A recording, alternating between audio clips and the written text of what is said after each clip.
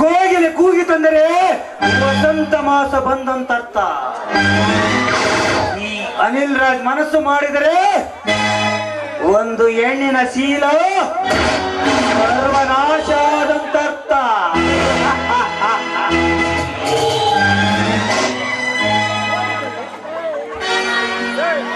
ಈ ಅನಿಲ್ಗೆ ಹವ್ಯಾಸ ಹುಡುಕಿ ಬೇಟೆ ಆಡುವುದು. ಅಂತೆ ಇಂದು ನನ್ನ ಬೇಟೆ ಈ ಬಡ ಭಿಕಾರಿ, ಈ ಮನೆ ಹೆಂಡತಿ ರೇಖಾ.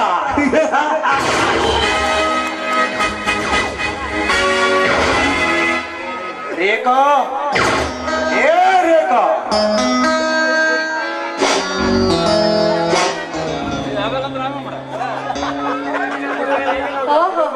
ಏನು ಶ್ರೀಮಂತ ಅನಿಲ್ ರಾಜ್ ಅವರು ನಮ್ಮನೆ ಕಡೆ ಬಂದ್ಬಿಟ್ಟಿದ್ದೀರಾ? ನೋಡಿ, ನಮ್ಮನೇಲಿ ಯಾರು ಇಲ್ಲ, ಎಲ್ಲ ಹೊರಗಡೆ ಹೋಗಿದ್ದಾರೆ. ಆಮೇಲೆ ಬರ್ಬೋದಲ್ವಾ ನೀವು?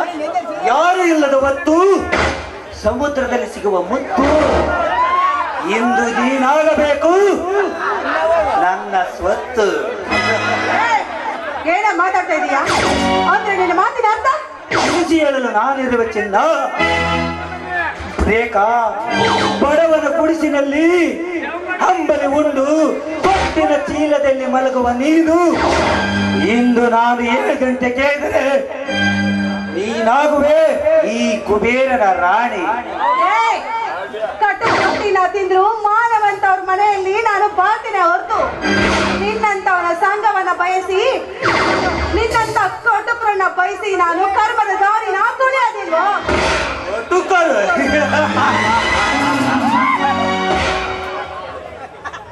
ರೇಖಾ, ಕಟುಕಲು ರೊಟ್ಟಿ ತಿನ್ನುವ ನಿನ್ನಂತ ಹೆಣ್ಣಿಗೆ ಎಷ್ಟೇ ನನಗೆ ಪಗುರು.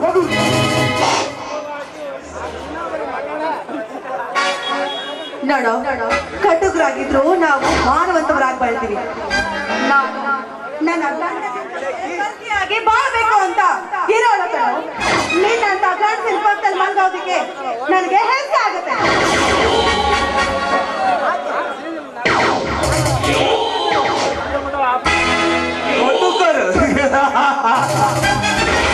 ರೇಖಾ, ಈ ಅನಿಲ್ ರಾಜನಿಗೆ ಕಟುಕನನ್ನು ಬಿರುದು ಕೊಟ್ಟ ಮೊದಲ ಹೆಣ್ಣು ಮಾತು ಬಳಸುವುದರಲ್ಲಿ ಅರ್ಥವಿಲ್ಲ. ಸುಮ್ಮನೆ ಬಂದು ಮಲಗು ನನ್ನ ಮಂಚದ ಮೇಲೆ 5 ನಿಮಿಷ. ನೀನು ಕರುಣಾಸನ ಓಡಿ ಬಂದು ನಿನ್ನ ಪಕ್ಕದಲ್ಲಿ ಮಲಗೋದಕ್ಕೆ ನನ್ನ ಮೂರು ಬಿಟ್ಟವಳು ಅಂತ ತಿಳ್ಕೊಂಡಿದ್ದೀನೋ?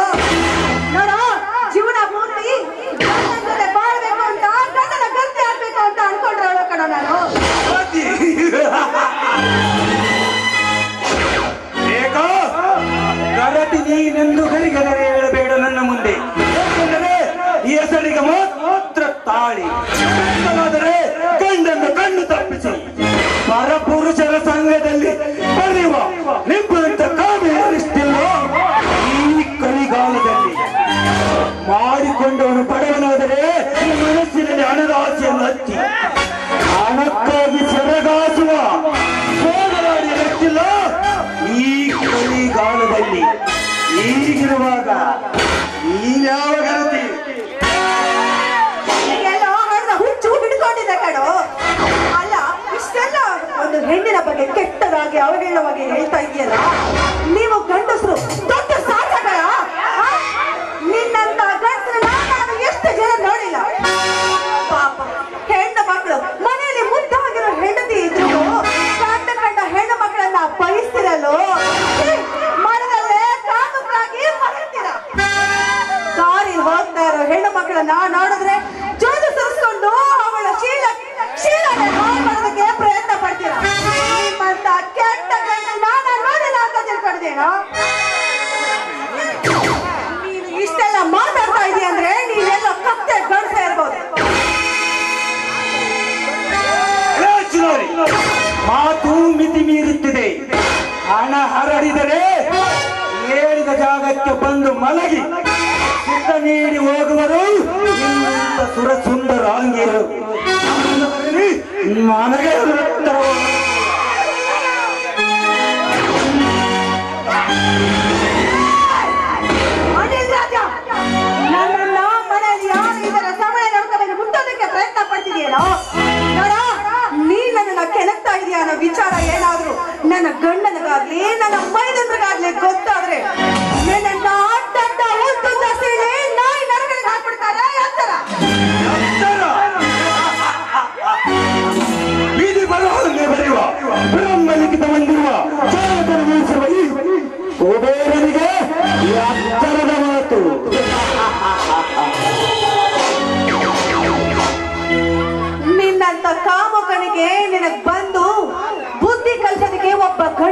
ಬೇಕಾಗಿಲ್ಲ ಕಣೋ. ನಿನಗೆ ಬುದ್ಧಿ ಕಲಿಸೋದಕ್ಕೆ ಈ ಹೆಣ್ಣು ಒಬ್ಬಳು ಸಾಕು ಕಣ.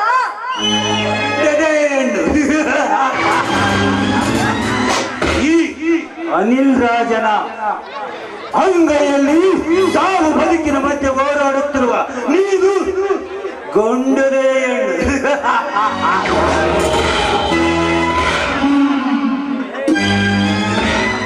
ನಿನಗೆ ಯೌವನದ ಮದ ಏರಿದೆ.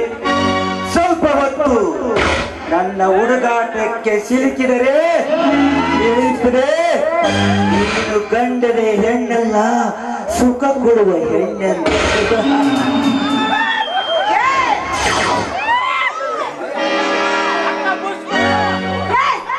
ದೂರ ನಿಂತ್ಕೊಂಡು ಮಾತಾಡೋ. ನೋಡೋ, ಈ ರೀತಿ ನನ್ನನ್ನ ಪದೇ ಪದೇ ಮುಟ್ಟೋದಕ್ಕೆ ಪ್ರಯತ್ನ ಪಡೋದಾಗ್ಲಿ, ನನ್ನನ್ನ ಮುಟ್ಟೋದೇ ಆಗ್ಲಿ ಇಟ್ಕೊಂಡ್ರೆ ನಾನು ಮಾತಾಡಲ್ಲ ಕಣೋ. ಇಷ್ಟೊತ್ತು ಮಾತಾಡ್ತಾ ಇದ್ದೆ ಅಷ್ಟೇ, ಇನ್ನು ಮುಂದೆ ನಾನು ಮಾತಾಡಲ್ಲ. ನನ್ನ ಕಾಲಲ್ಲಿರೋ ಮಾತು ಬಿದ್ದು ಬೀರುತ್ತದೆ. ಈ ಅನಿಲ್ ರಾಜನ ಕೆಣಕಿದರೆ ಬಡ ಭಿಕಾರಿಗಳು ಅಡಗಿ ಕುಳಿತುಕೊಳ್ಳುವರು. ಅಂತರಲ್ಲಿ ನಾನಗ ಮೆಟ್ಟನ್ನು ತೋರಿಸುವ ಮಟ್ಟಕ್ಕೆ ಬಂದೆಯ. ತೋರಿಸ್ತಾ ಇರೋದು ಅಷ್ಟೇ ನಾನು ಮಾಡಿರೋದು. ಅಷ್ಟೇ ನಿನ್ನ ಪುಣ್ಯ ಅಂತ ತಿಳ್ಕೊ. ಬಿಟ್ರೆ ಅದನ್ನ ಬಿಚ್ಕೊಂಡು ಕಾಲಿಡ್ಕೋಬೇಕಾಗತ್ತೆ.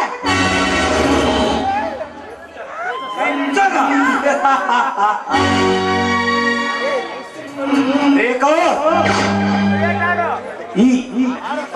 ಈ ಊರಿನ ಅಧಿಪತಿಯಾದ ಈ ಅನಿಲ್ ರಾಜನಿಗೆ ಎತ್ತರ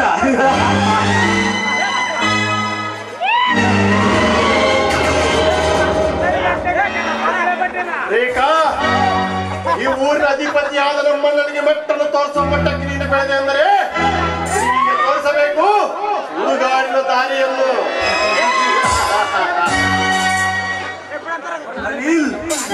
ಹಣ್ಣು ಮಾಗಿದಾಗ ತಿಂದಾಗಲೇ ಮಜಾ, ಅದು ಕೊಳೆತು ಹೋದರೆ ಅದನ್ನೇ ಲೋಕದಿಂದಲೇ ಮಾಡಬೇಕು ಓಜ.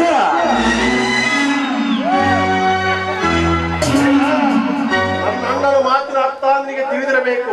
ಅರಿತುಕೊಂಡಿದ್ದರೆ ಇದೇ ಸುಖ, ಎಗರಾಡಿದರೆ ಈ ರಸಿಕನಿಗೆ ಪರಮ ಸುಖ. ಸಮಯ ವ್ಯರ್ಥ ಮಾಡುವುದರಲ್ಲಿ ಅರ್ಥವಲ್ಲ. ಬಂಧಿಸು ಅವಳನ್ನು. ಅಣ್ಣ, ಸುಮ್ಮನ ಸುಖ ನೋಡಿದ ಈ ಸುಂದರಿಗೆ ತೋರಿಸು ಸುಡುಗಾಡಿನ ದಾರಿಯನ್ನು.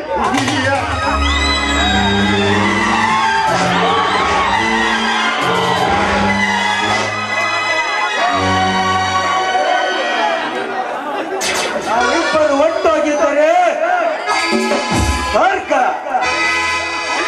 ಒಟ್ಟಾಗಿ ಸೇರಿದರೆ ಸಿಡಿಲು.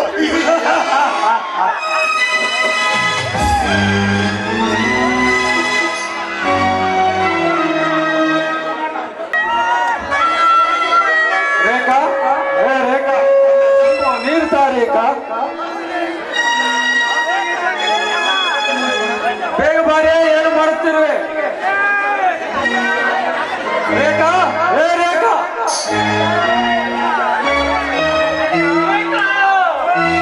ಏನಾಯ್ತು ರೇಖಾ? ಮಾತನಾಡು ರೇಖಾ, ಮಾತನಾಡು. ಅಯ್ಯೋ ದೇವರೇ, ಎತ್ತಿಗೆ ಮೇವಾಕಿ ಬರುವಷ್ಟರಲ್ಲಿ ನನ್ನ ರೇಖೆಗಳನ್ನು ನಿನ್ನ ಹತ್ತಿರ ಕರೆದು ಎಂದೆಯ. ರೇಖಾ, ಮಾತನಾಡು ರೇಖಾ, ಮಾತನಾಡು. ಅಯ್ಯೋ ಶಿವನೇ, ನನ್ನ ಚಿಂತೆಯನ್ನು ಒಡೆದೋಡಿಸಲು ಮುದ್ದಿನಂತೆ ಮಾತನಾಡಿ ಮಗುವಿನಂತೆ ನನ್ನನ್ನು ಮುದ್ದು ಮಾಡಿ ನಾನು ಬರುವ ಮುಂಚೆ ಸಾವಿಗೆ ಶರಣಾಗಿರುವೆಯಲ್ಲ ರೇಖಾ. ಮಾತನಾಡು ರೇಖಾ, ಮಾತನಾಡು. ಈ ಬಡವನ ಗುಡಿಸಲಿಗೆ ಬೆಳಕು ಚೆಲ್ಲಿ ಸಂಸಾರದ ಲಘು ಹೊತ್ತು ಸುಖ ದುಃಖದಲ್ಲಿ ಭಾಗಿಯಾಗಿದ್ದ ನೀನು ಇಂದು ನನ್ನ ಪಾಲಿಗೆ ಇಲ್ಲ ಅಂತಾನೆಯ ರೇಖಾ.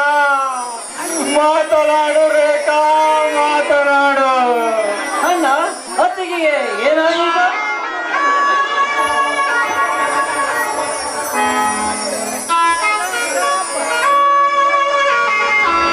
ಏನಾಯ್ತಂದು ನನಗೂ ಹೋಗಿ ಬರುವಷ್ಟರಲ್ಲಿ ಯಾರೋ ಕಟುಕರು ಈ ನಿನ್ನ ಅತ್ತಿಗೆಯನ್ನು ಕೊಲೆ ಮಾಡಿದ್ದಾರಪ್ಪ, ಕೊಲೆ ಮಾಡಿದ್ದಾರೆ. ಅಣ್ಣ, ನೀನು ಸುಳ್ಳು ಹೇಳುತ್ತಿರುವೆ. ಬೇರೆಯವರು ನಮ್ಮ ಮನೆಗೆ ಬರಲು ಸಾಧ್ಯವಿಲ್ಲ. ಈ ಕೊಲೆಯನ್ನು ನೀನೇ ಮಾಡಿರುವೆ. ಇಲ್ಲಪ್ಪ ರಾಮು, ಇಲ್ಲ. ಈ ನನ್ನ ದೇವತೆಯನ್ನು ನಾನೇಕಪ್ಪ ಕೊಲೆ ಮಾಡಲಿ?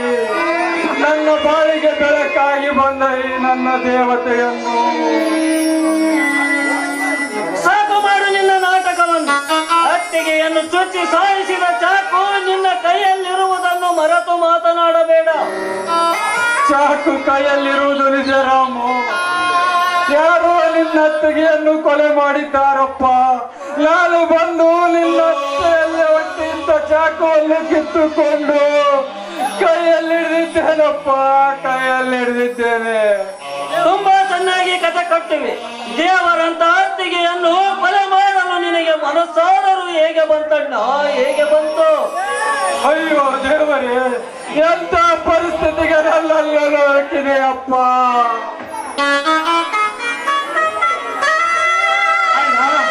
ಏನಾಯ್ತಣ್ಣ, ಏಕೆ ಅಳುತ್ತಿರುವೆ? ಬರಪ್ಪ, ನೋಡಿಲ್ಲಿ ನಿನಗೆ ತುತ್ತುಳಿಸಿದರಿಲ್ಲ ಅತ್ತಿಗೆ ಎಳವಾಗಿರುವುದಿಲ್ಲ. ಅತ್ತಿಗೆ ಬಹದ್ದರಲ್ಲಾಗಿ ಮಾಡುವುದೇನಪ್ಪ. ಅಕ್ಕ, ತಪ್ಪರಿಯಾದ ನನಗೆ ಅಕ್ಕನ ಪ್ರೀತಿಯನ್ನು ನೀಡಿ ಈ ನಿನ್ನ ತಂಗಿಯನ್ನು ಒಂಟಿಯಾಗಿ ಬಿಟ್ಟು ಹೋದೇನಕ್ಕ. ಅಣ್ಣ, ಈ ಅಪ್ಪಂಬಲು ಕಾಲದ ನಮಗೆ ತುತ್ತುಳಿಸಿ ಬೆಳೆಸಿದ ಈ ನನ್ನ ದೇವತೆಯನ್ನು ಕೊಲೆ ಮಾಡಿದವರು ಯಾರು ಹೇಳಣ್ಣ? ಯಾರು? ಒಟ್ಟು ಮುಳುಗುದ್ರಾಗಿ ಅವರ ರುಂಡವನ್ನು ಕತ್ತರಿಸಿ ತಂದು ನನ್ನ ಅತ್ತಿಗೆಯ ಪಾದದಡಿಯಲ್ಲಿ ಹಾಕಿ ಅವರ ಆತ್ಮಕ್ಕೆ ಶಾಂತಿ ನೀಡುತ್ತೇನೆ ಹೇಳಣ್ಣ. ನಿನ್ಯಾರ ಶಕ್ತಿಯನ್ನ? ಅತ್ತಿಗೆಯನ್ನು ಕೊಂದವನು ಭೀಮಣ್ಣನೇ. ರಾಮು, ಏನು ಮಾತನಾಡುತ್ತಿರುವೆ ನೀನು? ನಿಜ ಹೇಳುತ್ತಿರುವೆ ಅಣ್ಣ. ನೋಡು, ಅತ್ತಿಗೆಯನ್ನು ಚುಚ್ಚಿ ಸಾಯಿಸಿದ ಚಾಕು ಭೀಮಣ್ಣನ ಕೈಯಲ್ಲಿದೆ, ನೋಡು. ರಾಮು, ಕೈಯಲ್ಲಿ ಚಾಕು ಇದ್ದ ಮಾತ್ರಕ್ಕೆ ಅಣ್ಣನೇ ಕೊಲೆ ಮಾಡಿದ್ದಾನೆ ಎಂದು ಹೇಳುವುದು ತಪ್ಪಪ್ಪ, ತಪ್ಪು. ನಿನ್ನ ತಪ್ಪು ಒಪ್ಪಿನ ಮಾತು ನನಗೆ ಬೇಕಾಗಿಲ್ಲ. ಅತ್ತಿಗೆಯನ್ನು ಕೊಂದ ಕೊಲೆಗಾರ ಇವನೇ.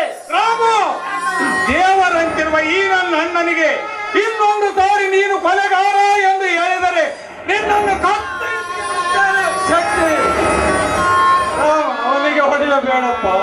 ಸತ್ತ ಏನೆಂಬುದು ರಾಮನಿಗೂ ಇನ್ನೂ ತಿಳಿದಿಲ್ಲ. ಅವನು ಇನ್ನೂ ಸಣ್ಣ ಹುಡುಗ.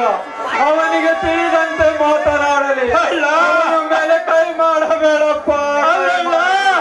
ತುತ್ತುರಿಸಿ ಬೆಳೆಸಿದ ನಿನಗೆ ಕೊಲೆಗಾರ ಎನ್ನುತ್ತಲ್ಲ ನನ್ನ ಈ ಪಾಪಿ.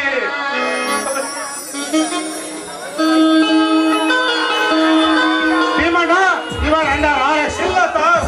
ಈ ಕೊಲೆಯನ್ನು ನನ್ನ ಅಣ್ಣ ಮಾಡಿಲ್ಲ ಸರ್. ಮಿಸ್ಟರ್ ಶಕ್ತಿ, ನಿಮ್ಮಣ್ಣ ಕೊಲೆ ಮಾಡಿರೋನೋ ಇಲ್ಲವೋ ಅದು ಕೋರ್ಟಿನಲ್ಲಿ ಗೊತ್ತಾಗುತ್ತದೆ. ಸರ್, ಸತ್ಯವನ್ನು ತಿಳಿಯದೆ ನನ್ನ ಅಣ್ಣನಲ್ಲೂ ಅರೆಸ್ಟ್ ಮಾಡಬೇಡಿ ಸರ್. ಇದರಿಂದ ಯಾವುದೋ ಒಂದು ದೊಡ್ಡ ಕೈವಾಡವಿದೆ ಸರ್, ಕೈವಾಡವಿದೆ. ಮಿಸ್ಟರ್ ಶಕ್ತಿ, ನಿಮ್ಮಣ್ಣ ಮಾಡಿರುವ ಕೊಲೆಯನ್ನು ಮುಚ್ಚಿ ಹಾಕಲು ನನ್ನನ್ನು ದಾರಿ ತಪ್ಪಿಸಬೇಡ. ಯಾರನ್ನು ಹೇಗೆ ಅರೆಸ್ಟ್ ಮಾಡಬೇಕೆಂಬುದು ನನಗೆ ಚೆನ್ನಾಗಿ ಗೊತ್ತಿದೆ. ಸರ್, ಅವರು ಮಾಡಿದ ಪಾಪವನ್ನು ಅವರೇ ಅನುಭವಿಸಬೇಕು. ಅರೆಸ್ಟ್ ಮಾಡಿ ಇವನನ್ನು. ಸರ್, ನನ್ನ ತಮ್ಮನ ಭಾಗದಲ್ಲಿ ಗಣನೆಗೆ ತೆಗೆದುಕೊಳ್ಳಬೇಡಿ ಸರ್, ಗಣನೆಗೆ ತೆಗೆದುಕೊಳ್ಳ. ಹೆಚ್ಚಿದೆ ರಾಮು. ಏಕೆಂದರೆ ನಮ್ಮ ಮನೆಗೆ ಈ ನನ್ನ ಅಣ್ಣನೇ ದೇವರು ಸರ್, ದೇವರು. ಈ ನನ್ನ ದೇವರನ್ನು ಅರೆಸ್ಟ್ ಮಾಡಿಕೊಂಡು ಹೋಗಿ ನಮ್ಮನ್ನು ಅನಾಥರಲ್ಲಾಗಿ ಮಾಡಬೇಡಿ ಸರ್, ಅನಾಥರಲ್ಲಾಗಿ ಮಾಡಬೇಡಿ. ನಿಮಗೆ ಕೈ ಮುಗಿದು ಬೇಡಿಕೊಳ್ಳುತ್ತೇನೆ, ನನ್ನ ಅಣ್ಣನನ್ನು ಬಿಟ್ಟು ಬಿಡಿ ಸರ್, ಬಿಟ್ಟು ಬಿಡಿ. ಮಿಸ್ಟರ್ ಶಕ್ತಿ, ತಪ್ಪು ಮಾಡುವುದಕ್ಕಿಂತ ತಪ್ಪು ಮಾಡಿದವರಿಗೆ ಬೆಂಬಲ ಕೊಡುವುದು ಮಹಾಪರಾಧ. ಹೆಚ್ಚು ಮಾತನಾಡಿದರೆ ನಿನ್ನನ್ನು ಒತ್ತು ಲಾಕತ್ಗೆ ಹಾಕಬೇಕದಕ್ಕೆ ಎಚ್ಚರ. ಬೇಡ ಸರ್, ಬೇಡ. ಈ ಅಣ್ಣನ ಅವನಿಗೇನು ಮಾಡಬೇಡಿ. ಈ ಅಣ್ಣನ ಮೇಲಿನ ಪ್ರೀತಿ ಇಲ್ಲ, ಅವನು ಆ ರೀತಿ ಮಾತನಾಡುತ್ತಿದ್ದಾನೆ. ಶಕ್ತಿ, ವಿಧಿಯಾಟವನ್ನು ತಪ್ಪಿಸಲು ಯಾರಿಂದಲೂ ಸಾಧ್ಯವಿಲ್ಲಪ್ಪ. ದುಃಖಿಸಬೇಡ, ಸಮಾಧಾನ ಮಾಡಿಕೊ.